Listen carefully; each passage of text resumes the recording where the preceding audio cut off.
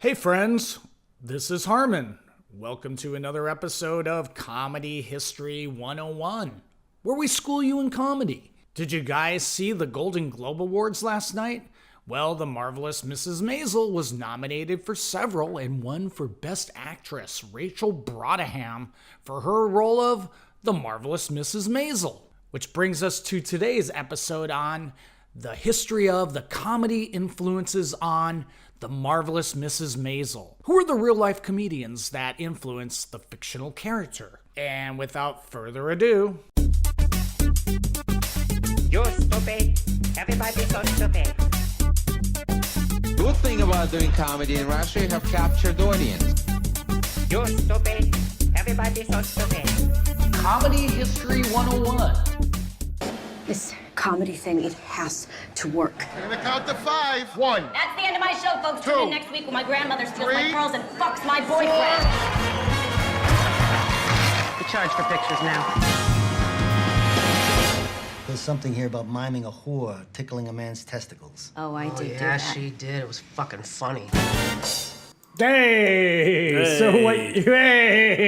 So what you heard there was a clip from the Amazon Prime series, The Marvelous Miss Maisel, which I really like. It's a story about 1950s comedy, 1950s New York, and of course you tuned into, well, actually the first episode of 2019 of Comedy History 101. Where we school you in comedy.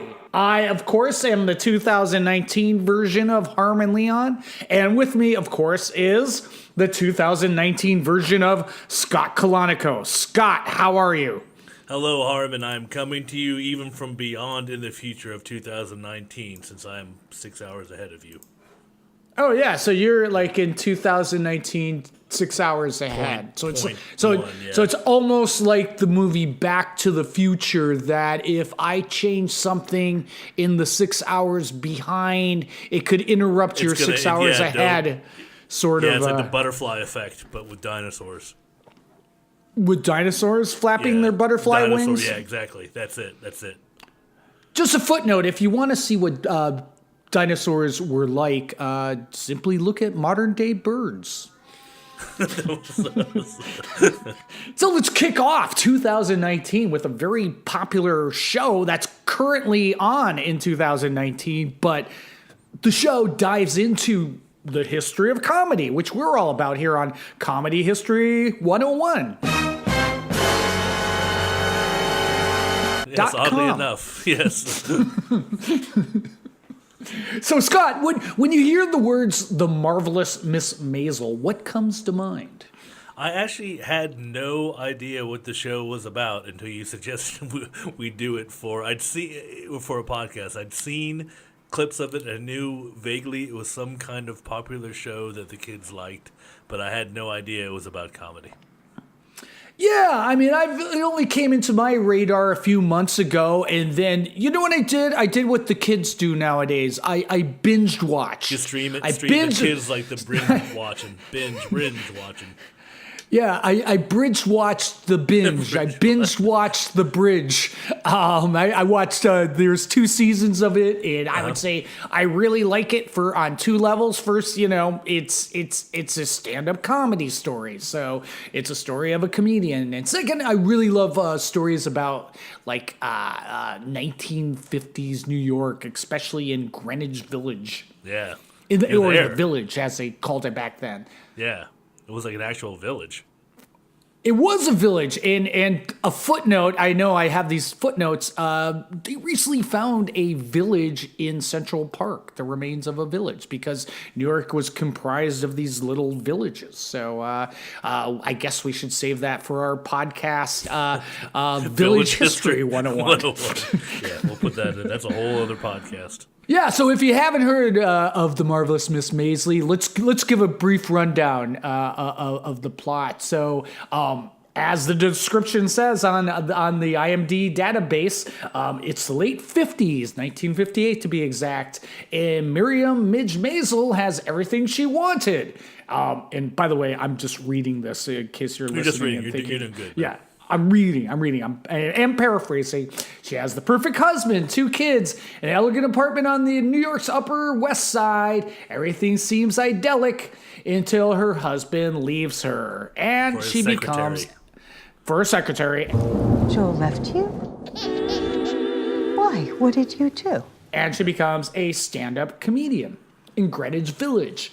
So she's going from the Upper West Side to downtown, to the village, to the dirty village where the bohemians, the beatniks hang out. Beatniks, cats on the bar. Yeah, did I miss anything in that description? That was it. I think that was good. You covered it all. Yeah, and so just to give a little background on the show, it's created by Amy Sherman Palladino. I think I'm pronouncing that right. If not, you can comment at comedyhistory101.com, our website. That I got that wrong. The creator of the Gilmore Girls, who, Scott, you might know, this is an interesting trivia and how it ties into comedy. The creator, her father, comedian himself, Don Sherman. 14 more meals and it's all over. And here was the interesting thing. Yeah, he was the head writer on my favorite member of the Rat Pack's Joey Bishop's late night talk show back in the 60s.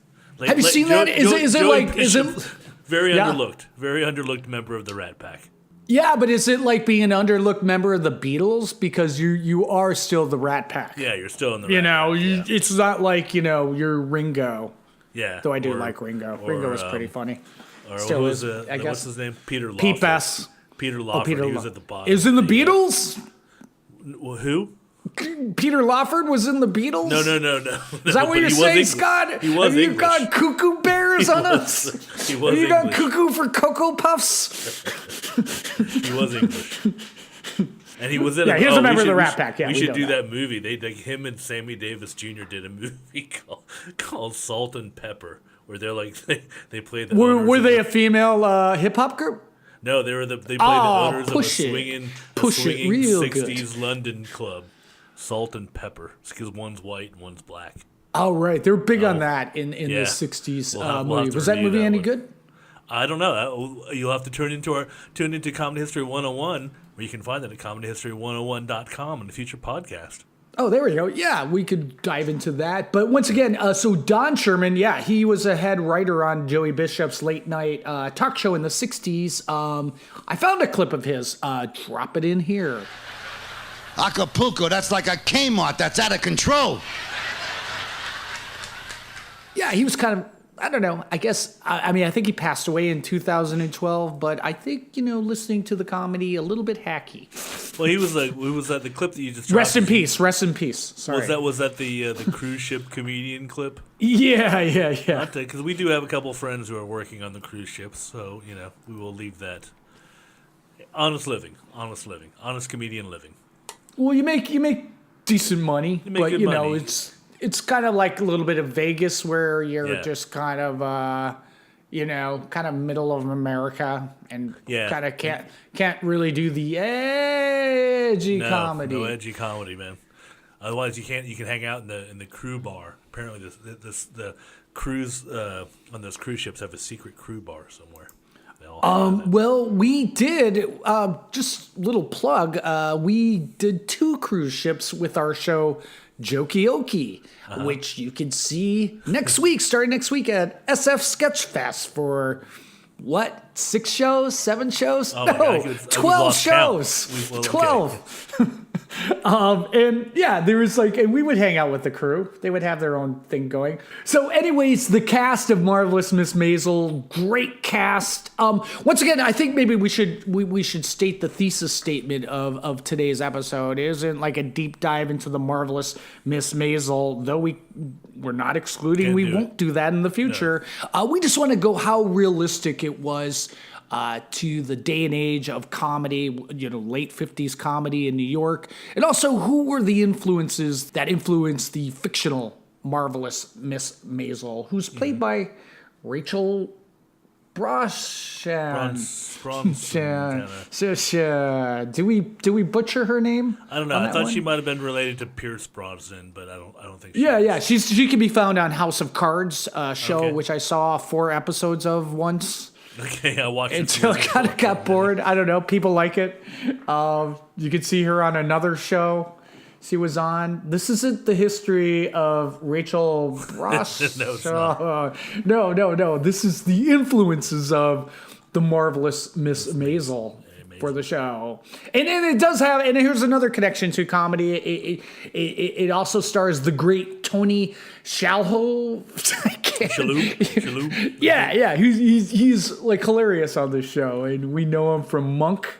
And we know him from farther back from the TV show Wings and the movie Big Night, which is a good movie. Oh, yeah, he's in a couple Coen Brothers movies. I remember him from the Barton Fink. He's the agent in Barton Fink.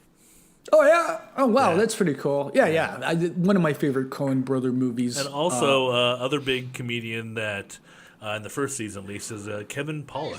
She's gonna do what with her life?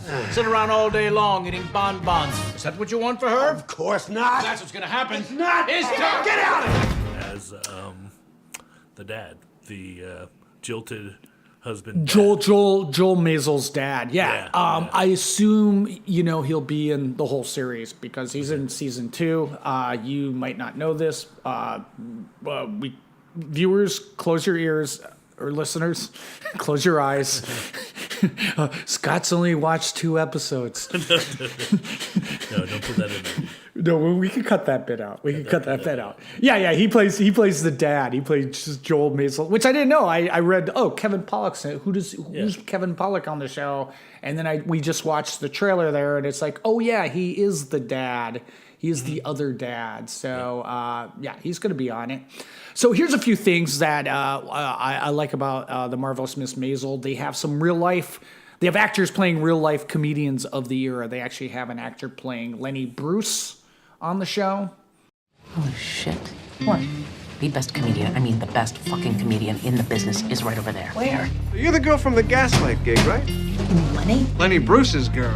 Really? Lenny? Like you know him? Oh, I'm not his girl, just his friend. Have you seen that, Scott? Yes, no, I do. I saw that. Am I criticizing things yet, or are we just rattling off, or No, we want an open discussion debate. Otherwise we can call ourselves Wikipedia page.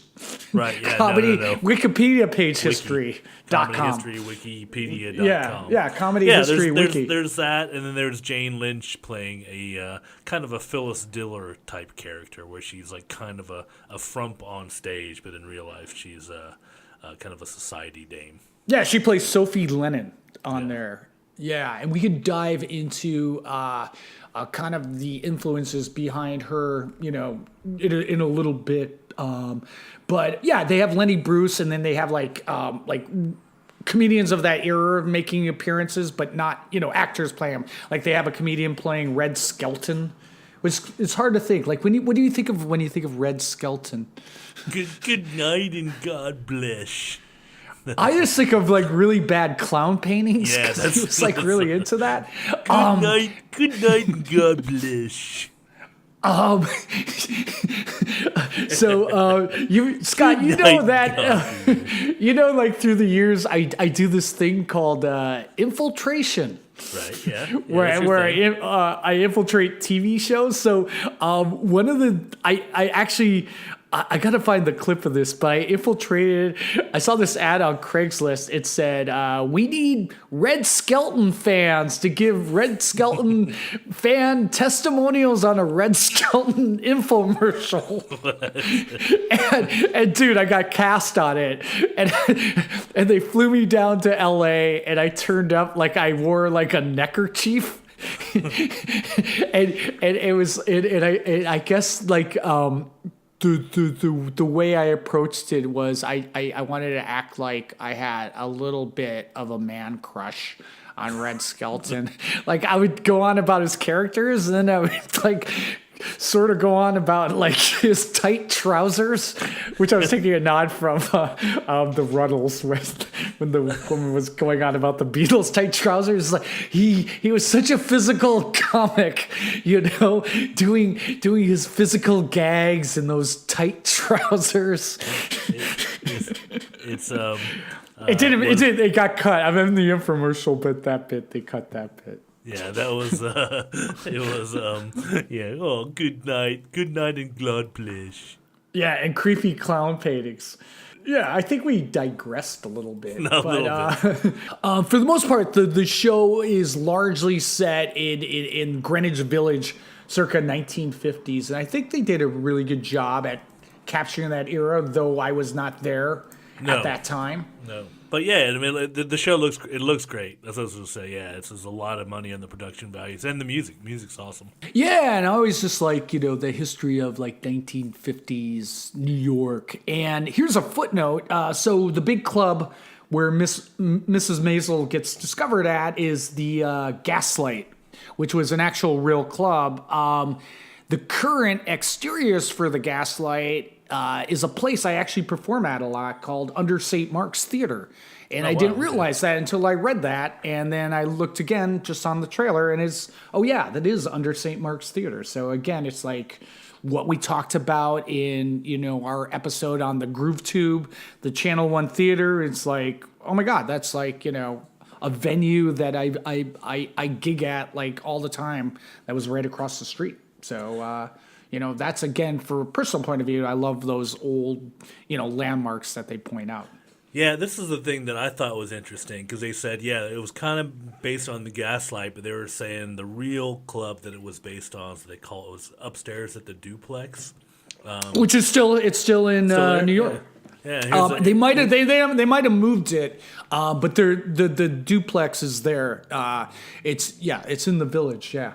And here's what I thought interesting. So it's all the usual characters you would think that would be hanging out there in Greenwich Village. It was, you got Woody Allen and you got Dick Cavett and Bill Cosby all doing sets there. And then here's the note I made to myself. Interesting. Mm-hmm. The female comedian who was doing sets at the same time, Linda Lavin. From TV's Alice. Oh wow! Yeah, she was a song and dance woman. Kiss My Grits, Harmon. But that wasn't her. That was Flo. Yeah. I mean, again, it's like that's the beauty of that era is like on any given night you could see, if it was like the early 60s, like a bill with like, Barbara Streisand and, I don't know, Bob Dylan and down the streets like Miles Davis. So, it's kind of like one of those areas like Greenwich Village that's like North Beach in San Francisco that has like a lot of history and some of the venues are still there. But when you currently go there, like as far as like going out for an evening, it kind of sucks. Yeah, that was a whole where, Lenny Bruce was opening sets for doing sets before Thelonious Monk and stuff like that. Yeah, that was and again, that's another venue they show on Marvelous Miss Maisel is like Lenny Bruce opening up for a jazz band at the Village Vanguard, and the Village Vanguard's still there. Again, it's like that part of that fun, and like what they captured really well on the show was like the stand-up clubs were, kind of like variety type shows where you get like beatnik poets and folk singers and like weird ventriloquists like all on one bill. So, thought they did a great job at doing that. And another funny thing is like, I think was it episode 1 where her husband like tries stand-up comedy and he's an ad executive, like kind of like a madman type. So when they go to the Village, he puts on like a black turtleneck. Yeah, he turns into a beatnik, but he's not an ad executive. He's like he works for like a garment manufacturing company. He works for his dad's company. Well, I think he eventually does. I think in the early episodes, wasn't he working for an ad company or maybe? No, because that's what I thought. But it's the same. Like when he goes to yell at his part of dad, the whole company. Yeah. Okay. Yeah, he's like in the executive offices. Because you remember when they fire his secretary and then he gets mad and he's like, "Who did this?" And they're like, "The person at the top." So so he's working for his dad. Yeah. But I liked how he puts on the black turtleneck. to be like, I'm the head down. beatnik, the head to the village. Yeah, and you don't want the 145 slot. That was But that's always the same in any like comedy club where yeah. And that's like a modern day equivalent to like the Comedy Store in LA where they have the 145 slot. Yeah, and it was funny that he was like Mrs. Maisel Midge thinks he's killing it, but he's like, oh yeah, I'm doing Bob Newhart's bit. Hello, Lieutenant Stevenson here. Patrolman Willard Hackmaster. Oh, hello, Willard. Willard, you're supposed to call in every hour, you know. You found a shell on the beach.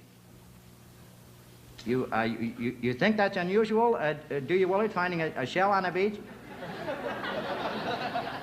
It isn't that kind of shell. What's the matter? Doesn't it sound like the ocean when you hold it up to your ear, Willard? Oh, that kind of shell. So, and again, going back to like in comedy history, like say back to like the days of Tommy Cooper and the vaudeville guys and like Abbott and Costello, they would all do each other's bits. Right, but now we're moving into a time. But now you've got like TV and stuff around where people are going, yeah, you're doing this other, but this guy's kind of made it his own bit, now. Especially with like the Bob Newhart stuff, where then you see the short clip of that other guy repeating the same act again. Yeah, which is funny, but I listened to this podcast of Shelley Berman, who was another comedian of that era, and he currently in modern day kind of a bitter guy.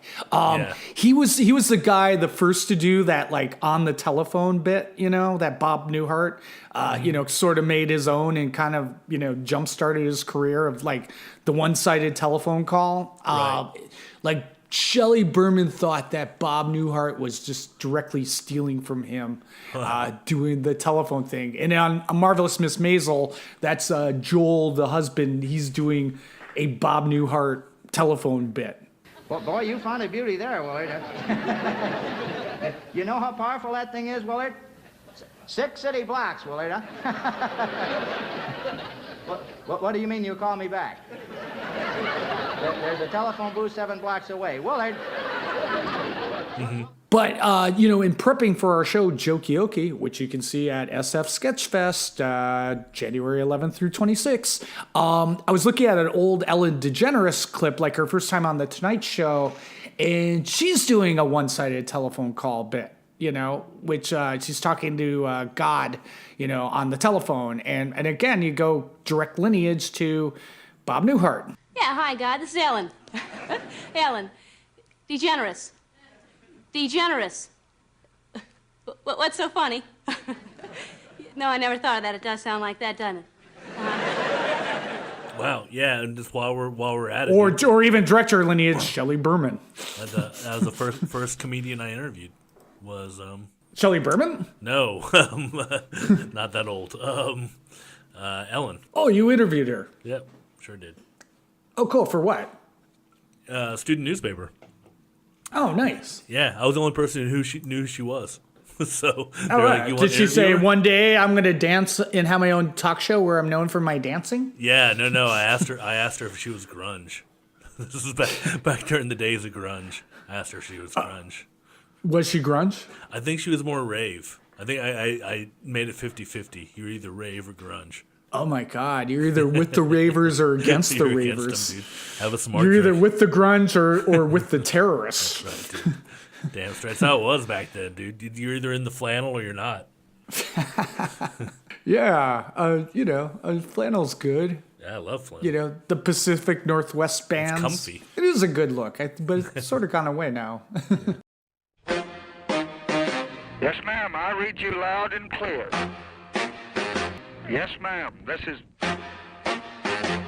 the president. Hey, friends, from the creators of Comedy History 101, check out our other podcast, This is the President, where we not only dissect the politics of the day, but also historic presidential phone calls. Or subscribe on iTunes or wherever you find your favorite podcasts. Yes, ma'am. I read you loud and clear. You're stupid. Everybody's so stupid. So anyways, what they did with what Miss Maisel captures really well is not sort of exactly the male dominant world of stand-up comedy at the time. Like it was really unheard of like female. And even today, it reflects to today where it's just like just very few comedians on the bill. I don't think you can say comedian. Comics. We'll just call them Comics, female women comics. So on the bill. I mean, and again, when it was so like on the show, what they capture is like it was so scandalous to be a female comic that she had to wait for the right time to break the news to her family. Mm-hmm. Yeah, I mean, well, we'll get into our criticisms of the show later on, but let's just keep going. We can criticize as we go. We can structure by unstructuring. Well, I mean, it was kind of the cool thing where, like, tying in the real comedians into the script was kind of interesting, but then it was just like, it was after watching the first couple episodes, you realize, well, wow, that just took place over 2 days. She went to jail twice and got bailed out and then got bailed out, and then she bailed out Lenny Bruce, and it was like, I think it was 2 days in the whole story. Yeah, and what I hate about it is like before season 2, there was like predictions for season 2. Oh. It's like is Midge gonna hook up with Lenny Bruce? Oh my God. I don't know. That's like kind of a Back to the Future thing, where if that happens, would that change the course of everything? I know it is. That was gonna happen to the modern world if that happens. I mean that was the other thing. I mean, it was cool that was in there, but then it was just like the first time that she gets drunk and she gets up on stage, and then like.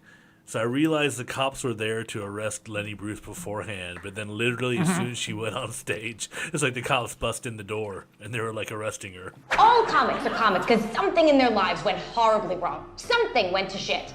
Either their hairline, Eugene, or their personal lives, me. Yeah, that's, probably for dramatic effect in the script. I mean, that was just the thing. It was like, I'm still with them, but it was just that one was like kind of a... Well, here's a stretch where maybe it rings a little bit false, where there were blue clubs at the time, and Lenny Bruce was the one really kind of shaking the foundations. But to have like a female comic really like talk dirty and be like that, in 1958, I think that would have been unheard of. And get topless too. I forgot about that part. Oh yeah, get topless. Yeah. So. But again, it's a fictional series. They could do what they want. All they have to do is write it into the script. Yeah, but this is America. Yeah. So, but the point here of this episode is like what rings true and who are the influences. Okay, so let's talk about that, Harmon. What would you say would be Miss Maisel's chief, like, real life counterpart? Well, of course, we've talked about Phyllis Diller as being one, but I think Phyllis Diller was more the character of Sophie Lennon, who is the big rich lady who does this frumpy character from Queens and puts on a frumpy dress and a fat suit. So I think that would be closer to Phyllis Diller. Thank you. You think I'm overdressed? This is my slip. Now, I'm going to tell you the truth about what I'm wearing. I used to work as a lampshade in Las Vegas. Now, you may think my legs are funny.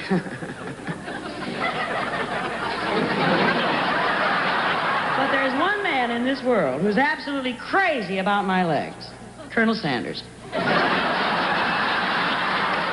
Who, she was, pretty okay looking. If you look at, like, there's appearance of her on Groucho Marx, You Bet Your Life, where she's not dressed up in the frumpy suit. Right.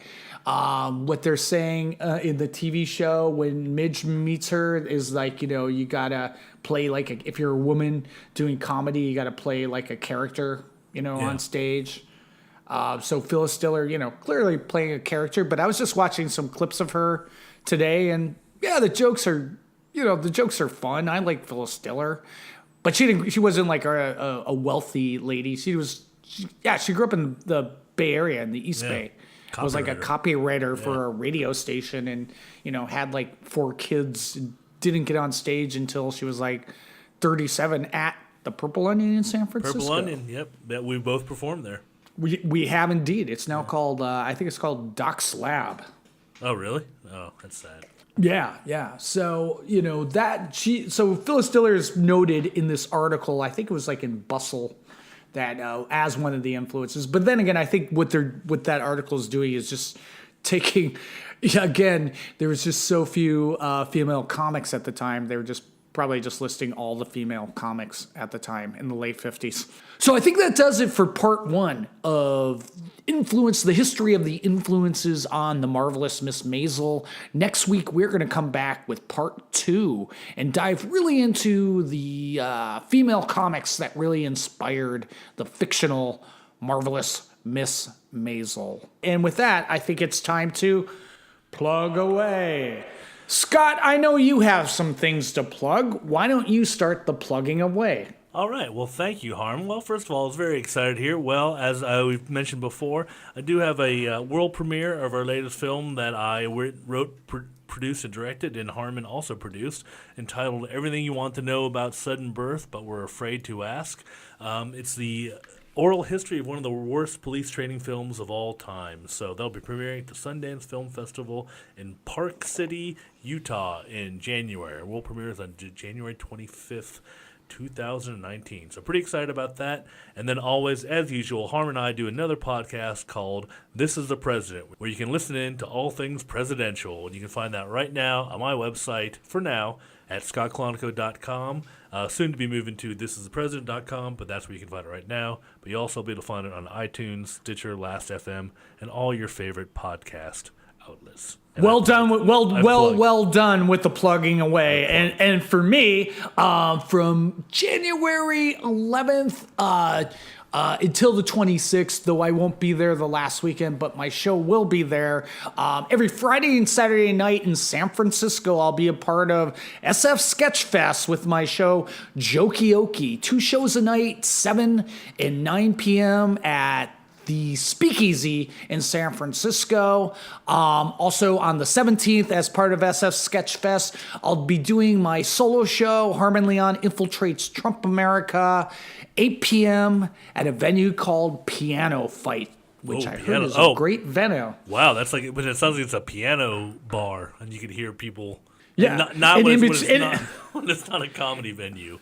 It's probably like a piano. Yeah, I heard it's like one of these really nicest new venues in San Francisco. So I've just heard good things about it, but I'll be able to tell you firsthand after the 17th, after my show is there. Okay. And in between that, I'll be eating a lot of burritos in San Francisco. And some sourdough. Or they don't have sourdough there anymore.